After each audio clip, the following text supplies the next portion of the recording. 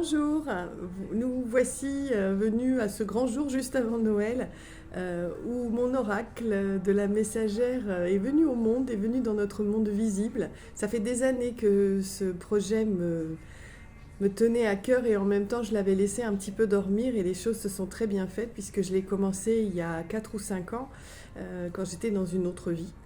Sans savoir qu'un jour j'en ferais ma profession, de tirer les cartes, d'apprendre aux personnes à écouter leur intuition. Et du coup, j'avais pas trouvé vraiment la flamme pour aller jusqu'au bout de ce projet il y a quelques années. Et puis, ben, mon compagnon, que j'ai rencontré entre-temps, avec qui on a ouvert cette boutique L'âme joyeuse qu'il tient maintenant à part entière. Et moi, dans mon orientation, je me suis tournée vers la thérapie, l'écoute de l'intuition. Je suis aujourd'hui voyante à part entière officiellement. Donc, ce cher et tendre a fait un rêve il y a plus d'un mois en me disant Isabelle, j'ai rêvé quelque chose, on faisait notre oracle. Et là, je lui ai dit, bah, tu sais pas si bien dire, c'est qu'il y en a un qui attend dans son petit cocon. Et il est sorti d'une manière assez extraordinaire en moins d'un mois. J'ai réussi à finaliser la signification des cartes. J'ai vraiment été très inspirée pour avoir des messages que j'ai écrits sur le petit livret. Donc je voulais quelque chose de très simple, très intuitif, avec juste une phrase, un mot, une image, vraiment l'oracle, comme à l'époque des Grecs. Et j'ai même parfois besoin d'aller lire ce que j'ai écrit pour avoir le message qui m'a été délivré au moment où j'ai eu l'inspiration de faire la carte. Pour vous dire que ça vient vraiment pas forcément que de moi. Mais évidemment, c'est un bébé qui est né récemment. Donc en fait, il est inspiré de la mythologie, des dieux. Il est inspiré beaucoup de tout le royaume de la forêt, les arbres, les fées. C'est des choses vraiment qui me parlent énormément. Et j'ai voulu beaucoup de joie et quelque chose qui tournait aussi autour des énergies. On est dans une époque qui est très compliquée depuis quelques années, depuis que je me suis lancée dans la thérapie d'ailleurs.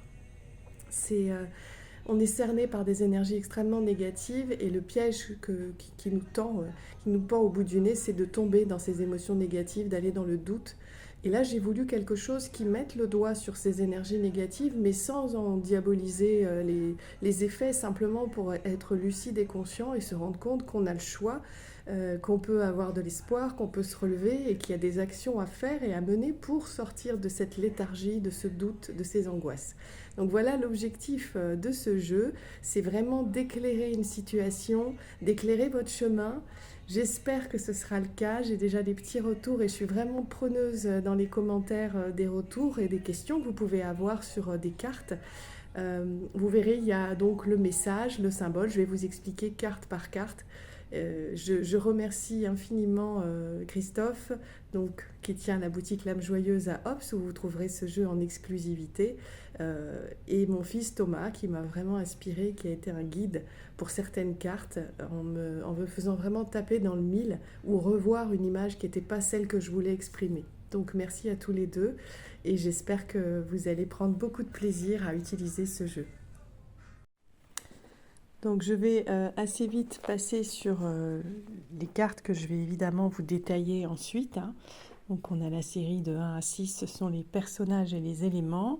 Ensuite on va avoir la série de 10 à 19 où on est plutôt euh, dans des émotions, dans des événements. Ensuite la 20 au 29 où on va avoir aussi des émotions, des actions à mener.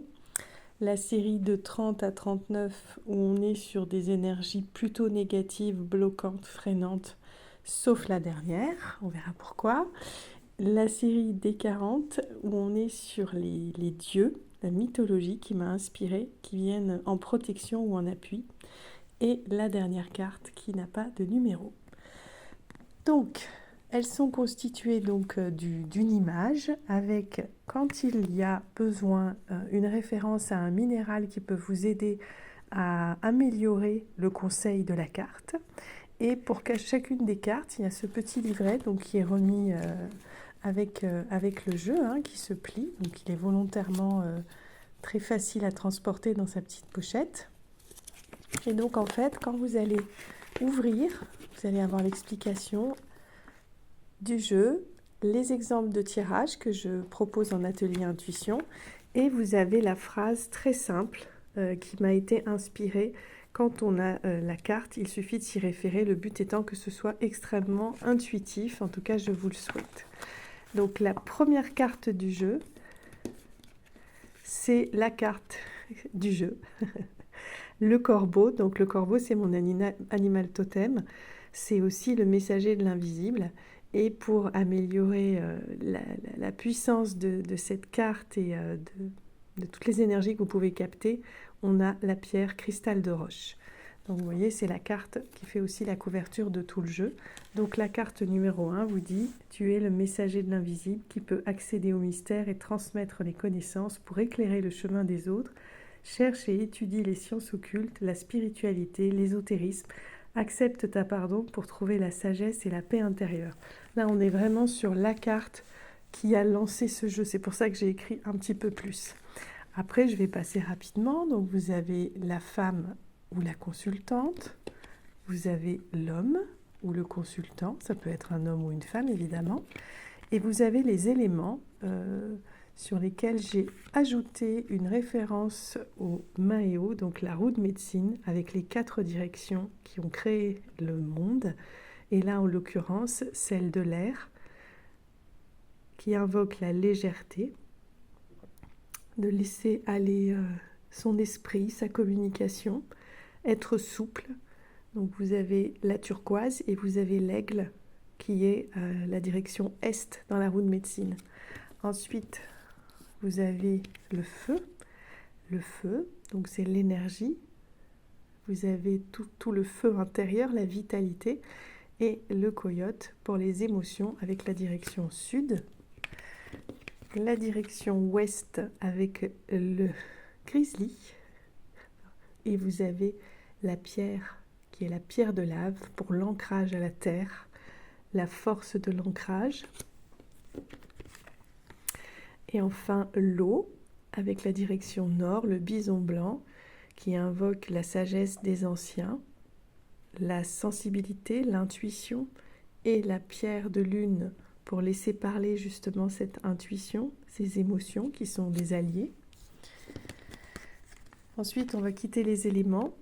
On va arriver à un non-élément, à l'éther, le 8. Là, on est dans la source, dans le divin, dans l'akasha. Cela indique une connexion sur tous les plans, un niveau de conscience élargi.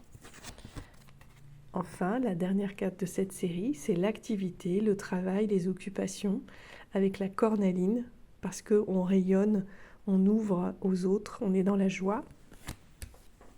On commence la série des 10. Donc la 10, c'est la spiritualité, l'éveil de l'esprit, avec l'améthyste évidemment, qui est vraiment une pierre qui aide à cette sérénité. La carte du corps, qui peut indiquer à la fois la santé, mais aussi la capacité d'utiliser son corps pour faire quelque chose. Donc évidemment l'hématite pour retrouver la vitalité. La remise en cause, donc j'ai beaucoup aimé, il y a des références à la forêt, comme vous l'avez vu, il y a des choses un peu mystiques et puis il y a des choses un peu fantaisie, parce que j'aime beaucoup. Et là, on a un être de lumière qui est positionné dans l'invisible derrière soi pour nous indiquer de changer notre façon de voir la vie, pour la transmuter.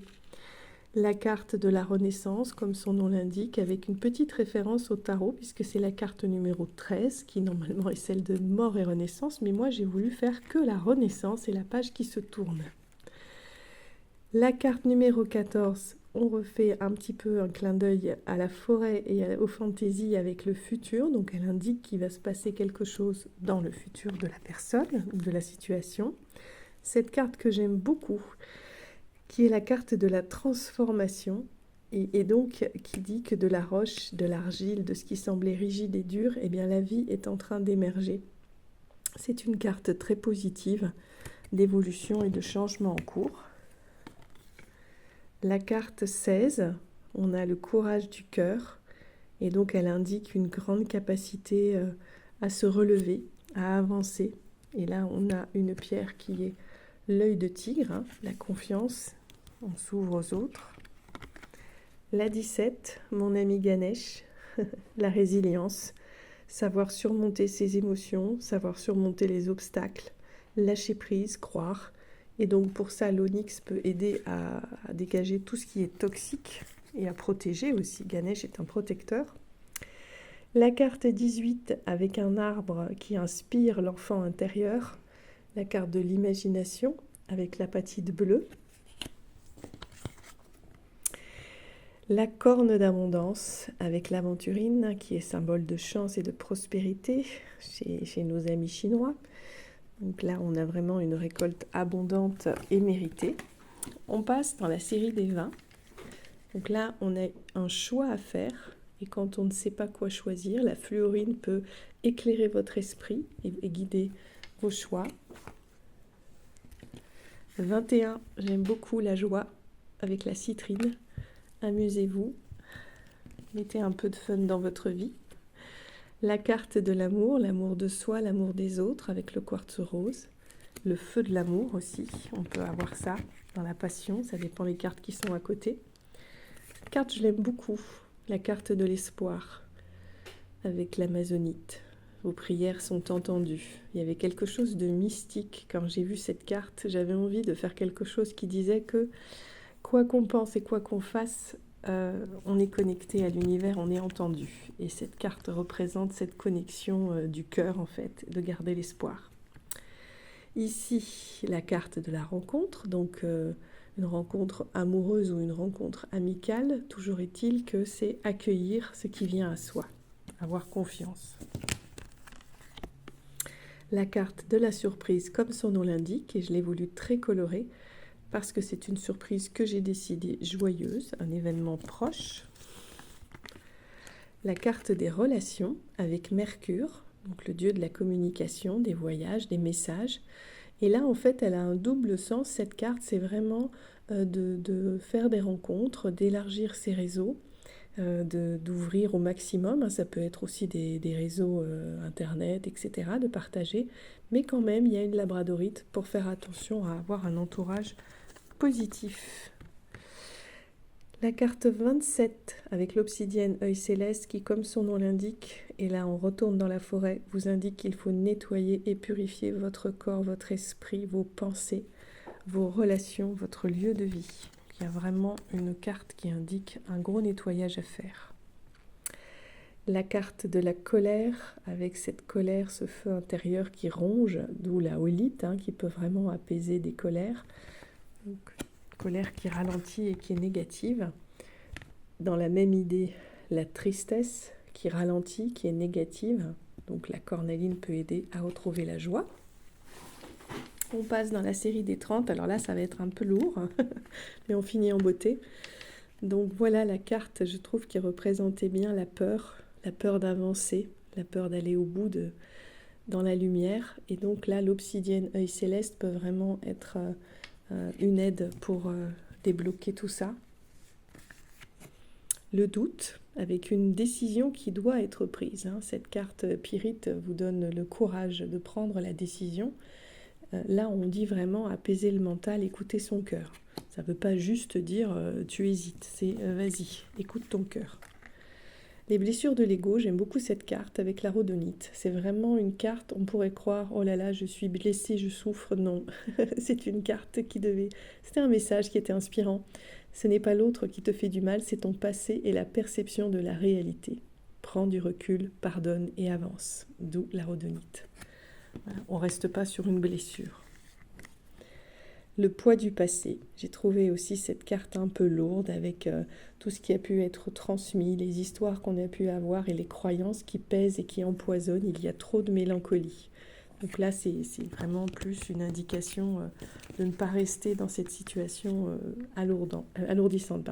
Et dans la série, donc on arrive sur la carte de la stagnation. Alors elle fait un peu peur, mais je trouve qu'elle était très parlante d'une situation où on est complètement bloqué et qu'il n'y a rien de bon dans cette situation. Donc osez voir autrement pour pouvoir bouger.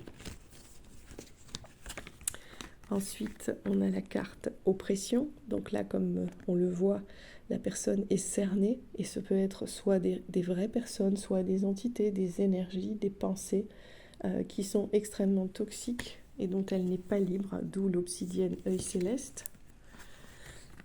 La carte de la destruction qui peut être positive. J'ai volontairement mis tous les éléments dans cette carte parce que c'est brutal, ça peut être un événement violent, mais c'est surtout que c'est comme un événement aussi purifiant. Donc selon avec quoi elle est mise, c'est pas une mauvaise chose. La carte de la justice, et là j'ai rajouté une petite balance pour indiquer l'équilibre, qui veut dire simplement d'être honnête, de régler ses affaires et qu'il peut y avoir une procédure.